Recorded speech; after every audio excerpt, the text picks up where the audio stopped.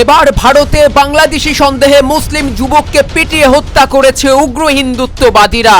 নরেন্দ্র মোদীর ভারতে কি শুরু হলো, একের পর এক মুসলিমদেরকে, একের পর এক খ্রিস্টানদেরকে, জৈনদেরকে, শিখদেরকে আক্রমণ করা হচ্ছে। ওই ছত্তিশগড়ের সান্তা ক্লজ একেবারে পিটিয়ে ভেঙে দেওয়া হয়েছে।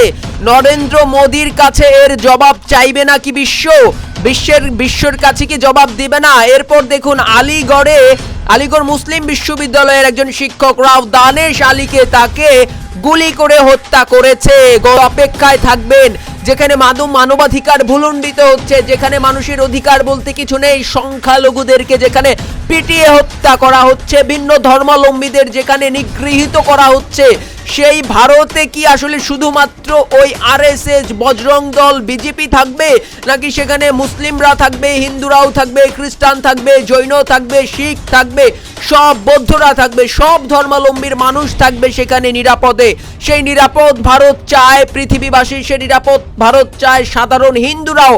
কিন্তু দেখুন, একজন বাংলাদেশি সন্দেহে নিজেদের দেশের নাগরিককেও তারা পিটিয়ে হত্যা করছে। এ কোন জামানায় ভারত, কোন জামানায় ভারতের প্রবেশ, সেটা কিন্তু এবার বিশ্ব জানতে চায়। জুয়েল রানা, যিনি মূলত একজন মুসলিম সাধারণ যুবক, তাকে পিটিয়ে হত্যা করা হয়েছে। এই জুয়েল রানা ভারতের ওড়িশা রাজ্যে তিনি কাজে গিয়েছিলেন। পশ্চিমবঙ্গের মুর্শিদাবাদে এই ছেলেটির বাড়ি, নিরীহ ছেলেটির বাড়ি।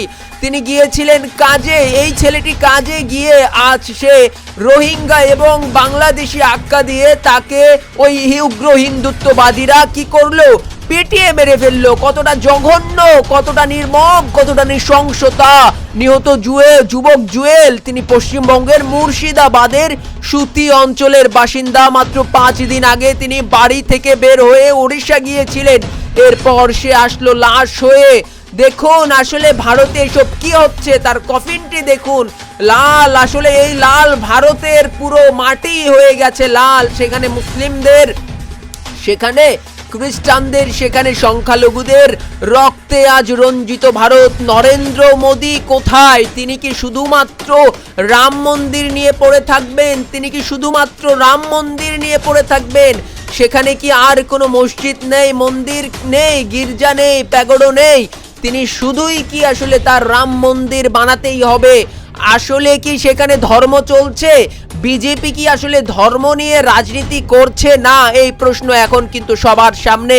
যেখানে দেখা যায় যে খ্রিস্টান ধর্মাবলম্বীদের বড়দিনে সান্তা ক্লজকে না পিটিয়ে নাক ফাটিয়ে দেওয়া হয়েছে। কারা করলো? বজরং। কারা করলো? বিশ্ব হিন্দু পরিষদ নামের ওই উগ্রবাদীরা। কারা করলো? সব কিন্তু আজ বিশ্ব দেখছে, মিডিয়ায় এসেছে। একজন সাধারণ শিক্ষক, নিরীহ শিক্ষক, মুসলিম শিক্ষককে দিনে দুপুরে রাতে সন্ধ্যা গড়াতেই তাকে গুলি করে মেরে ফেলা হলো। এর বিচার কবে পাবে? কোনো বিচার হয়নি। ওই ভারতের যেই বাবরি মসজিদ, সেই বাবরি মসজিদের বিচার আরো হয়নি। অপরাধীদেরকে খালাস দেওয়া হয়েছে।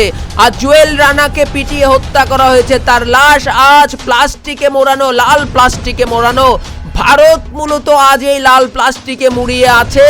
গেরুয়া প্লাস্টিক, এই প্লাস্টিক তৈরি করেছে গেরুয়ারা, যেখানে সংখ্যালঘুদেরকে মারার কৌশলে ওরা নেমেছে। কিন্তু এর ফল যে কতটা ভয়াবহ, আন্তর্জাতিক অঙ্গনের চাপ ভারত সইতে পারবে না।